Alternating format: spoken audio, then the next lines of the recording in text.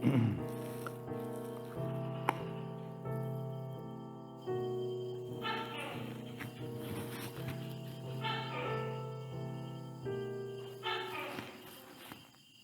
้ไม่มีเสียงเสียงน้อยไงทุกคนที่อยู่ที่นี่นะและพักผ่อนที่นี่ขอให้ภาวนาเดินจงกรมนั่งสมาธินั่งสมาธิอยู่กับพุทโธก็ลมหายใจเข้าลมหายใจออกรู้ลมหายใจเข้ารู้ลมหายใจออกรู้เลยพุทโธเริ่มพุทโธช้าก็พุทโธเร็วพุทโธลึกก็ไม่ลึกนะนี่การฝึกสติสติสำคัญที่สุดนะสติปัญญาก็เป็นอาวุธนะอาวุธที่ฆ่ากิเลสได้ปกติก็ไม่ใช่เดินจงกรมพุทโธพุทโธพุทโธแล้วมองซ้ายมองขวานะอยู่กับพุทโธนะ และรู้พุทโธช้าพุทโธเร็วเหมือนกับลมหายใจคนไหนที่เอาลมหายใจอานาปานสติก็รู้ลมหายใจเข้าลมหายใจออกลมหายใจก็ลึกก็ไม่ลึกนะลมหายใจก็ช้าก็ละเอียดก็ไม่ละเอียดก็ไม่สนใจจะเป็นยังไงสนใจที่รู้เข้าใจไหมวันนี้แค่นี้มันเสียงไม่เคยออกนะตรงนี้ไม่ให้คนไทยก็กลับภาวนาไม่ใช่นอนนะไม่ใช่ภาวนอนแต่คนอื่นก็เดี๋ยวจะกลับกุฏิแต่คนไทยก็กลับไปก็ได้เดี๋ยวจะพูดกับฝรั่งหน่อย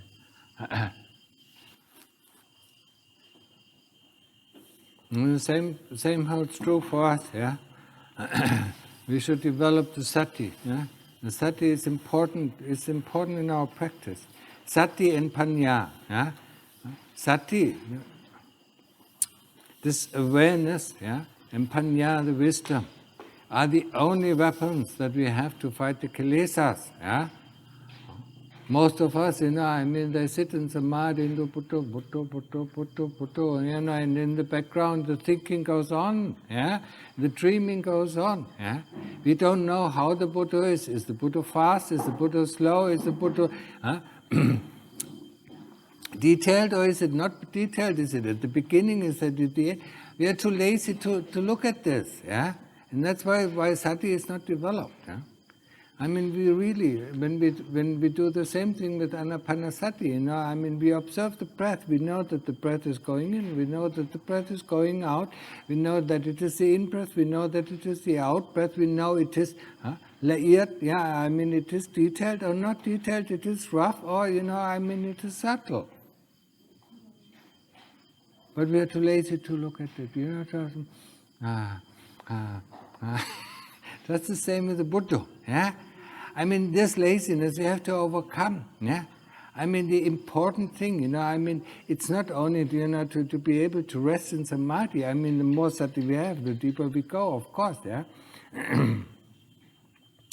The important thing is to develop the sati so that we can know what is going on. This is the awareness that knows what goes on in the heart. And to develop this is not easy. We like to, we like to go off in dreams while we do our Buddha, and then, we walk Changkrom, Buddha, looking left, Buddha, doing left, right. Oh, what is there, Buddha? Because we are too tired. It's so tiring. Who's telling this to us? Oh, it's so tiring. It's the Kilesas who tell us this. But we are so accustomed to, they tell us what is going on. All the time they tell us, our practice is good, our practice is difficult. Who's telling you this? Don't you know? This is the knowingness that we need to get to know before the Kilesas tell us what is going on. And the Kilesas don't know all the time, what is going on. They interpret, It's just like just like our politicians, who get some information, and then they think this is going on or that is going on, But it's not the true information. Yeah? It's not all of the information. But the Sati, this awareness, is all of the information. We know exactly what is going on. Yeah? We know, what is going on in the heart. Is a thought forming, or is a feeling coming in, or is some output sensory coming in? Is it coming to the ear, or is it coming to the skin, or is it coming there or there or there? And that is the base of our practice. Yeah? I mean, without Sati, we don't get anywhere. Yeah? So we have to develop it, and I know it is not easy. Yeah? Because it's so nice, putu, putu, putu, putu, putu, yeah? Yeah, and then we fall asleep, yeah? Huh? But that is not the purpose, yeah? When we actually go into samadhi, into upachara samadhi, when the mind engine really stops, when there's no more thought and no more memories coming up, we completely sit erect, yeah? Because the kilesas don't have any power over the body anymore. That's where we see, that's where we see, how much power the kilesas have over us. Yeah? When we get out of samadhi, we see that, they're coming from left, and they're coming from right, they're coming from top, and they're coming from bottom, constantly telling us what we have to do, what we want, what we don't want, what we like, what we don't like. If the practice was good, if the practice was not good, yeah? And we listen to them and believe them. Yeah? We believe them all our life, yeah, since we were born, and yeah, just for this life, of course we believed them in the last life. That's why we are here now in this life. We always believe them, yeah. And to this we have to put a stop to it, yeah. But who are you? Yeah, we have to counteract them sometime. Who are you? Yeah? Who are you to tell me what I know? Huh? Isn't that strange, yeah? It is like a friend tells you how you are, yeah? Don't you think you know better how you are and who you are and what you are, yeah? But you believe your friend, But we do that. Huh? Even in society we do that, yeah? Huh?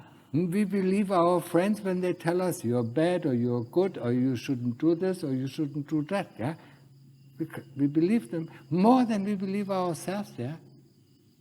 And that is, that is a part of our social training, yeah? And that is how society works. Yeah? And this, we retract when we are here, we retract from this world, yeah? And we should put some effort, we came here to this monastery, yeah? And two of you who want to ordain, and the ones who are ordained, remember why we came here, yeah? Why we came here. Yeah? We want to make a stop to this endless cycle of birth and death. Yeah? We want to find the way out. Yeah? And to find the way out is Sila, Samadhi, Panna. Yeah? And with Samadhi we train the Sati. And as I said before, Sati, Panna, this knowingness and wisdom is the only weapons we have. Yeah? If we are aware of what is going on, and then Panna comes in and question what is going on, then we can defeat the kilesa. Yeah? If we just acknowledge whatever goes on, we cannot defeat the kilesa. Yeah? Sati alone is not enough. Yeah? Panna alone is not enough. Yeah? Panna asks the question, but if we don't have Sati, if we don't know what is going on, we cannot defeat the kilesa. So, Lungta Mahaprabhu called it the nuclear weapon, yeah? Super Sati, Super Panna, yeah? That is the nuclear weapon. Wherever it goes, it destroys everything, yeah? The kilesa, not the word. And this is something that we have to develop, and it does take effort, yeah? And it does take interest, it does take, some patience, yeah? And we get so easily impatient, and then the kilesas tell, you don't know, today is not good, let's sleep a little bit and do it tomorrow, yeah? Tomorrow will be better, yeah? That is all our life. We said tomorrow will be better, tomorrow will be better, yeah? That's how we hang on from one day to another, yeah? If you don't do anything, it won't get better, yeah? And if you remember, that's where we learn most, that's where we make mistakes, yeah? We only learn from mistakes. If we try to avoid mistakes, we don't learn anything. We stay stupid. We are born stupid and we stay stupid and we die stupid, because we don't want to make mistakes. And there are lots of people around us who don't want to make mistakes. But we want to make mistakes, because that's where we learn. We want to go through difficulties. That's where we learn the most. See, what is the difficulties? When I close my eyes, and see, okay, there's a difficulty, and then I open my eyes, okay, all my fingers are there, my hands are there. So where's the difficulty? It's all in our mind, And when we shut down, or the other way is to just shut down the mind engine, and there's no problem. There's no difficulty at all. Because the difficulty is only in our mind. The Kilesas bring up, oh, this is so difficult, this is so hard. What is so hard with one Buddha? We always can do one Buddha, or we can always do one breath. What is so hard about it? Yes, there's some pain, and then we do investigate pain, like I said, we look, instead of concentrating on our breath or concentrating on our Buddha, we look at the pain, Where's the pain, before there was no pain, afterwards, when we get up, there's no pain, so where's the pain now, Where does it come from? So we follow it up, we investigate it. Is it in the skin, is it the bones, is it in the flesh, is it in the tendons, is it in the muscles, since we are born, we have all these things, And the amazing thing is, when we get up, the pain is gone, So it cannot be in the bones, it cannot be in the muscle, it cannot be in the skin, because when we get up, we still have bones, muscles and skin, and the muscles don't ache, and the tendons don't ache, and so on, because we got up, and So where is the pain coming from? And that's exactly what we have to investigate, For that we need the Sati, this knowingness that really, is one-pointed, it goes from one point and, looks at it, observes it, Just like we observe, here we are in the forest, we observe the animals. Observe the ants, or observe, these mangmao, these I don't know what the expression is in English. They don't have it, the mangmao, these with the fourth. Anyway, they always fly to the light, just like we, fly to all the good things and avoid all the bad things, And, when we are a little bit calm, it is especially, important for us, when we are ordained, or when we are going to ordain, or when we choose, to find the way out, to reflect, at least one day, every day at least 1 hour, to reflect about our life from the beginning to the end, from youth to old age to death, It is important, to see, to see every step, when we were born, what was it like when we were born, when we were 1 year old, when we learned to walk, You remember. If you don't remember, then we go back, until we remember. We can remember everything.